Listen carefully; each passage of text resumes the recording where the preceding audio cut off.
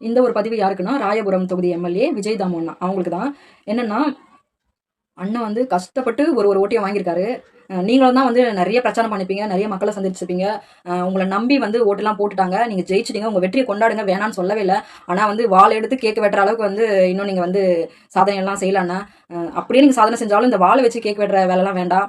உங்களோட ஆப்போனன்ட், உங்களோட எதிரிங்களா இருக்கட்டும், நம்மளோட டிவிக்கோட ஆப்போனன்ட் டீம் எவ்வளோ பேர் வந்து ஆட்டோக்காரனுக்குலாம் எம்எல்ஏ சீட் கொடுத்துட்டான்னு சொல்லிட்டு உங்களெல்லாம் கேவலமா பேசினாங்க. நீங்க வந்து என்ன பண்ணணும் இதுக்கப்புறம் வந்து இந்த கேவலமா பேசினாங்க அவங்களுக்குலாம் வந்து செருப்படி கொடுக்குற மாதிரி உங்க தொகுதியில மக்களுக்கு வந்து நல்லது மட்டும் தான் பண்ணணும். ஓகேங்களா? இதெல்லாம் வேண்டாண்ணே. கண்டிப்பா மக்கள் வந்து உங்க மேல நல்ல மரியாதை வச்சிருக்காங்க. நீங்க நல்லது செய்வீங்கன்னு நினைச்சிட்டு இருக்காங்க. அந்த பாதையிலே போங்க. நல்லது செய்வீங்கன்ற நம்பிக்கை மக்களுக்கு கண்டிப்பா இருக்கு. நம்ம விஜயண்ணா வந்து ரொம்ப கஷ்டப்பட்டு இந்த பதவியில வந்து வந்திருக்காரு. அதாவது எவ்வளோ வந்து அவதூறு, எவ்வளோ கேவலமா பேசினானுங்க, என்னென்ன பிரச்சனை எல்லாம் பண்ணினானுங்க.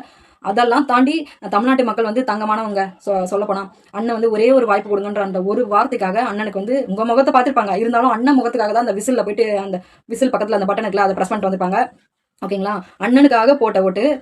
ஓகேங்களா? அண்ணன் முகத்துக்காக தான் உங்களுக்கு எல்லாம் ஓட்டு விழுந்திருக்கு. இருந்தாலும் வந்து நீங்க வந்து உங்க தொகுதியில மக்களுக்கு எல்லாம் நல்லது பண்ணி, ஐயோ எங்க எம்எல்ஏவா ரொம்ப தங்கமானவர், எங்களுக்கு எல்லாமே நல்லது செய்யறாரு அப்படின்னு சொல்லிட்டு சொல்ற அளவுக்கு தான் நீங்க நடந்துக்கணும். சரிங்களா?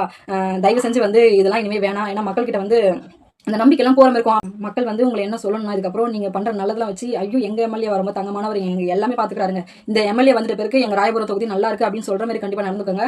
நீங்க இல்ல, ஒவ்வொரு எம்எல்ஏ வந்து மக்களுக்கு வந்து என்ன சொல்றதுன்னா, மக்கள் குறையெல்லாம் போய் கேளுங்க. தப்பே இல்லை. நீங்க களத்துல தான் வேலை செய்ய வந்திருக்கீங்க. முன்னாடி எம்எல்ஏலாம் வந்து கார்ல வந்து டாடா காமிச்சிட்டு போங்க. அந்த மாதிரிலாம் இல்லாம ஒவ்வொரு ஊர்களிலும் போங்க. அண்ணனே வந்து அவர் தொகுதிக்கு மாசத்துல ஒரு நாள் போறேன்னு சொல்றாரு. நீங்களாம் வந்து கண்டிப்பா வந்து உங்க தொகுதிக்கு அடிக்கடி போங்க. மக்களோட பிரச்சனை எல்லாம் கேளுங்க. நீங்க வந்து மக்களோட பிரச்சனை கேட்டு அதுக்கான தீர்வு வந்து உடனே பண்ணா கண்டிப்பா மக்கள் வந்து வேற கட்சிக்கு தாவவே மாட்டாங்க. டிவிக்கு வந்துச்சா எங்களுக்கு நல்லது பண்ணுச்சு இன்னும் கர்வமா சொல்லுவாங்க. கண்டிப்பா அந்த மாதிரி நடந்துக்கோங்க. இந்த மாதிரிலாம் வேண்டாமே.